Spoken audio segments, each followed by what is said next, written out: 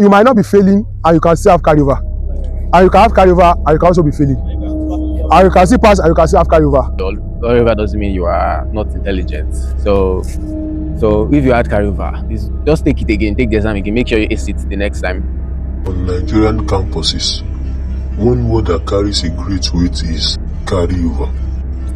For some students, it's a lesson. For others, it's shame, fear, and silent pressure. But the real question is, are carryovers always the student's fault?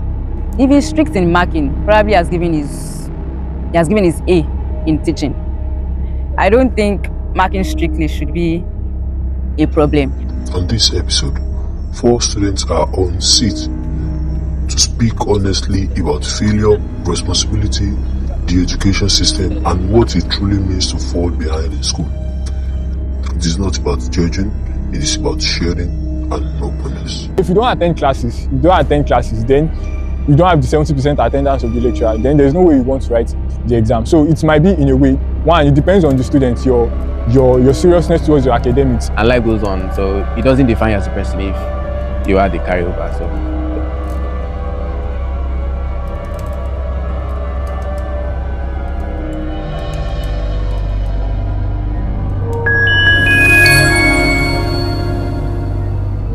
So my name is Ajibola Fatia Shebioba, primary level student of animal nutrition. And what else do you want to know? My name is IJ Peter Oluwapelumi. I'm a 500 level student of the Department of Animal Nutrition. I'm Ogushola Luamayo Ezekiel from Department of Horticulture, Co-Plants in the best university you see, FUNAB. What do you want to know about me? Probably what I do. I do a lot of things. I'm a multi-purpose man. I'm not a one-man business job. Okay, my name is Akinle Emmanuel Akiola. I'm a 400 level student of Aquaculture and Fisheries Management, AQFM. So, yeah. No. Some are caused by some misconduct on the part of the school. Maybe in the coding of the test results, exam results. Some students have F's, and normally on a good day they had B. So they have to go and rectify and do all of those things to make sure that whatever they had initially comes out. So I cannot blame it on seriousness. I don't believe every is caused by students' laziness or seriousness. I mean, yes, that could be a major aspect of it, but I don't think that's like the major. I mean, some or many, we've heard of many cases of missing scripts, and Students having carryover is not based on their unseriousness or how will I put it? No. Let me say it. Any situation you find yourself, you give glory to God. You might read, and at the end of the day, you still have carryover. Everything is just by the grace of God. And there are some situations whereby you will even be happy doing the course, and at the end of the day, you find yourself having E, having D. So it's always good to do like follow-up most cases, the ones that you have the chance to do, and the ones that you don't have the chance. I mean, what can we do? Even some follow-ups don't result to anything at the end of the day. In a way, student unseriousness might be the reason for carryover, in the sense that lack of preparation for exam, missing practicals, missing tests, and all of that could be parts of why students have carryovers.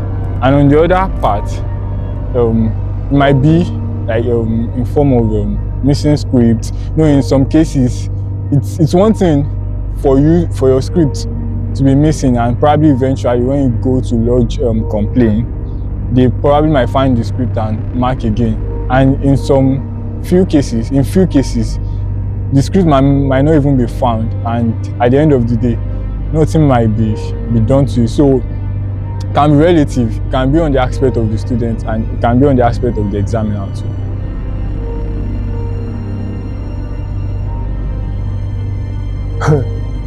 It is not fair enough to judge the students by carryover, because I can say it, more students are actually good in practicals than in theories. You might have A, yes, you can read, but what you read, can you can you go and apply it on the field? Can your A give you something better on the field? No, you cannot judge a student's intelligence by the carryover. There are other aspects of intelligence that doesn't necessarily come with books.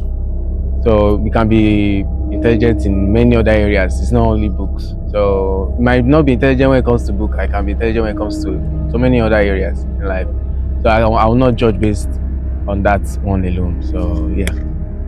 Well, I do not think so. I mean, carryovers might come in different way. Might not even be because you didn't prepare. I mean, there are cases that students prepare very well for exam, and when they get to exam hall, I mean, even the questions might not even be questions that they don't know, but then for some reasons that we cannot understand, they might just find that exam difficult to do. And I've had people share their cases as regards this particular issue. So I won't say we judge students' intelligence by their carryover, because intelligence is not limited to just academics. It's a broad thing. For instance now, I'm an agriculturist. I based on field work. You can be in the class reading. Me personally, I don't like reading. Let's go on field. Let's practicalize something. Let's do something. That's what I'm actually good on, and let me say I'm good at. I don't think it is fair. It's very unfair. Very, very unfair. Because, like they used to say, examination is not the true test of knowledge. So, and we all know that carryover is based on whatever we are tested upon, like whatever questions they bring across. And then it's just, carryover is particular to the course, right? And intelligence is like very broad. Well, might not exactly be. I mean, there are students that even attend classes, but at the end of the day, the students don't reflect in their result, because majorly,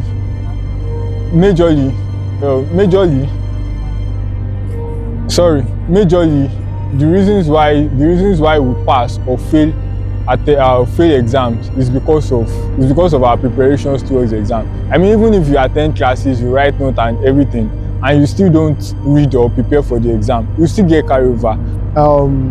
You skipping classes is not actually a major reason of having carryover. I will say something. Know yourself. Know your priority. If you are the kind of person that you know you can read and assimilate fast, if you skip classes, it will not affect you. If you are the kind of person that you know that what lecturer is saying, as he's saying it, it is sticking to your brain, and you are the kind of person that you know that if you are not there, the lecturer talk, you cannot get it again. So it is better you know yourself, you know your priority. It could be part, or should I say it is, I mean, there are some courses that you have to attend classes probably to understand. Although we know that there are tutorials now, like course like ABG now, you can relate to that, right? You have to attend class to understand. But then not everybody can even understand in that same class. I mean, you attend and still don't understand. We all don't have same level of intelligence and same level of understanding stuff. So, but like, yes, according to the old new policy of 70% attendance, it could be a reason to have carryover. And if you might not even attend classes and probably get notes from your friends or colleagues, and you read for exam and you still pass, but on the other part, in some cases where lecturers might say, oh, if you don't have 70% of my attendance, you won't be writing this exam. If you don't attend classes, then you don't have the 70% attendance of the lecturer, then there's no way you want to write the exam. So it might be, in a way, one, it depends on the students, your seriousness towards your academics, and on the other aspect, the terms and conditions of the lecturers to writing his or her exam. Oh no. No, I doubt it, because me too, I miss classes a lot, and that's for other major reasons. But no, because I skip classes, and no. If I'm skipping classes and I can still pass my exams, I don't think it really matters, really. So that's it. If he's strict in marking, probably he has given his A in teaching. I don't think marking strictly should be a problem. I just think that if a lecturer does not do their own, I mean, did not do his own part or our own part to like lecture us well or teach us well in class, you should also do your own part in meeting halfway. I mean, probably meeting up with someone else to. It shouldn't be down to just the lecturer alone. So I don't think that in the aspect of maybe not teaching us very well should be a reason for like carryover. Well, I don't think so. I mean, I don't know, but when a lecturer does his or her part, as regards teaching and lecturing, yeah, I know they've done their own part. On the part of the student, if you read and prepare for that exam, and on the day of exam the questions came and you do them very well, I don't think any lecturer should be mean enough to be able to score you down even after doing everything that is required for you to do during the exam. There is no bad lecturer anywhere. It is just the way you see yourself in it. Lecturers are not bad, and lecturers are not prone to say they are willing to fail students. No, it is the way you set yourself or the way you see your course, or let me say the way you attend to the course will tell you if you will pass or if you will fail. So it is not the fault of a lecturer that will make you think probably because of this lecturer is strict, that's why I failed, or because of this lecturer is this, that's why I this. No, what is your approach to the course? Yes, So you can. If it's disturbing the student, if, let's say the student is a female now and disturbing her or no, and the girl doesn't listen to him and all, it can cause problem and she can get carryover. Negligence on the part of the lecturer too. Maybe he didn't record where he's supposed to record. He didn't give the accurate mark where he's supposed to give accurate mark. He didn't mark the script well. Can cause carryover for the student.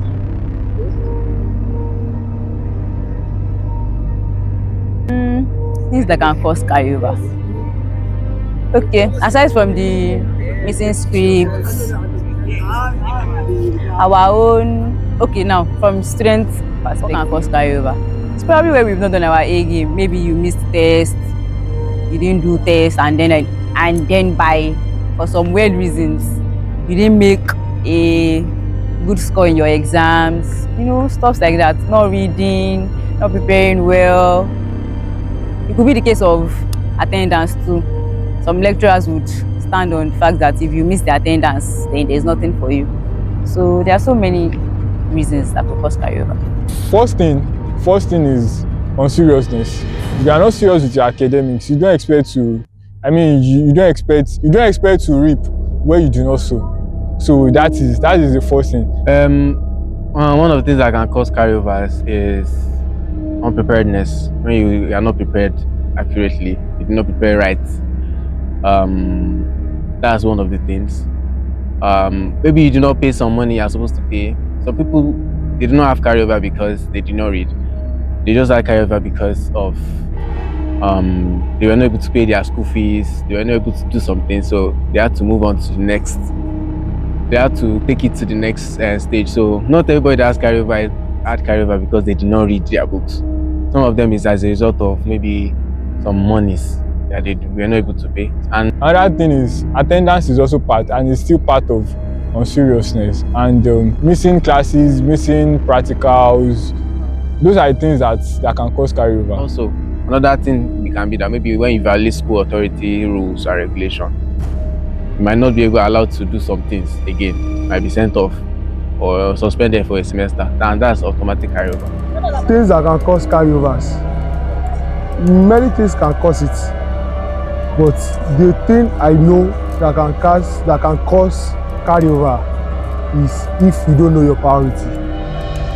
If you don't know how to set yourself into something, you see yourself failing. Even in life, if you do not set yourself very well, you will fail. If you set yourself very well, you make progress. It's more of thinking outside the box. Let me do this. If I do this, will this happen? If I do this, will this happen? So that's just it.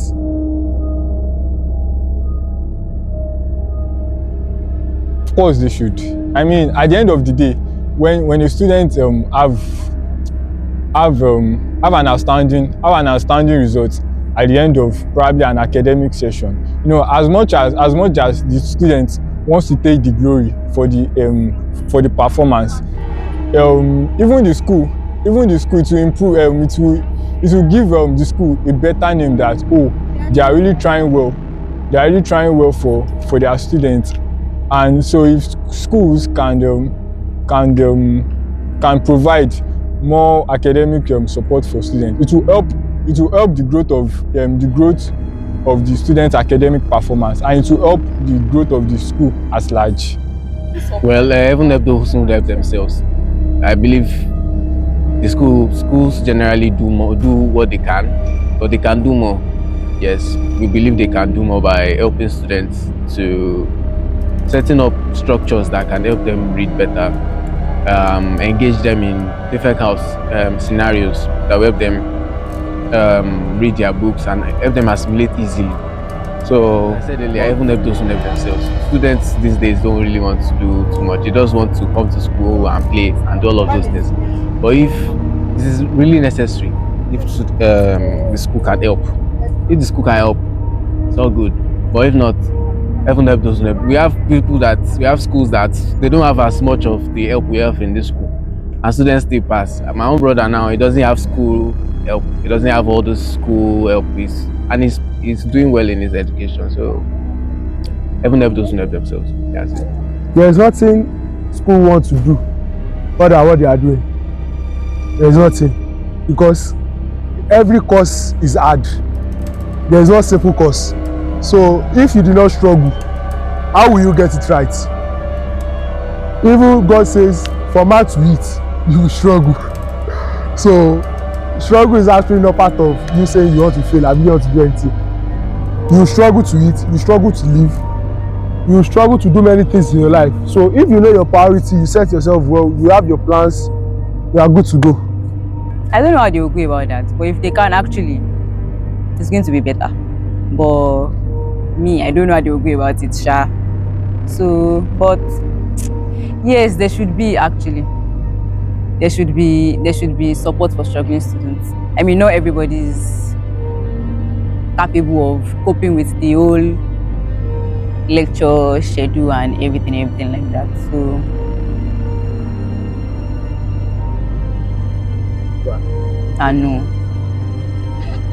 no. No. Yes, I have. So I really can't say. It was a CBT exam, and we all know how CBT exams can be. And most times for CBT exams, they are not traceable. The exam, the results, they are not traceable. So at the end of the day, the exam might not be traceable, and you don't have choice than just to repeat the course. As regards the mental stress, well, it was a bit toxic, but then with the help of God and with my seriousness, I was able to handle them perfectly.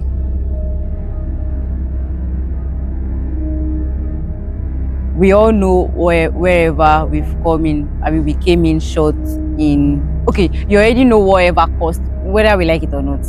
We know the truth, and it's just so you already know whatever mistake you've made, and you should just try not to make that same mistakes again. I mean, put in your own A game. So at least if anything should come up again, you'll be able to defend whatever you've done, and it will now be like this is what they gave me. This is not like, like how we all say that this is what they gave me, this is what they gave me. So when they give you what you think they gave you, you'll be able to defend that. No, I did better than this and stuff like that. And it's not the end of the world, really. So I can't really say I have a particular advice for you, but at the start, all me I will tell you is that if you are not failing, you might not be failing and you can still have carryover, and you can have carryover and you can also be failing, and you can still pass and you can still have carryover. The issue is that just try as much as possible not to have carryover. Carryover doesn't mean you are not intelligent. So if you had carryover, just take it again, take the exam again, make sure you ace it the next time, and life goes on. So it doesn't define you as a person if you had the carryover. So So that's my advice. So you just go and take it again and move on with life. You don't have to see it as the end of the world. I mean, carryover is just a phase of life, and we all know that every phase of our life, it will come and it will surely go. And don't let it be the end of the world. So just show more seriousness into that course. If the course requires practical, attend the practical, attend lectures when you can, and then put in more effort in preparing for the next exam. This is Edge. Keep watching, share, and like and subscribe so we can keep on giving you guys more amazing and enjoying content. Thank you very much.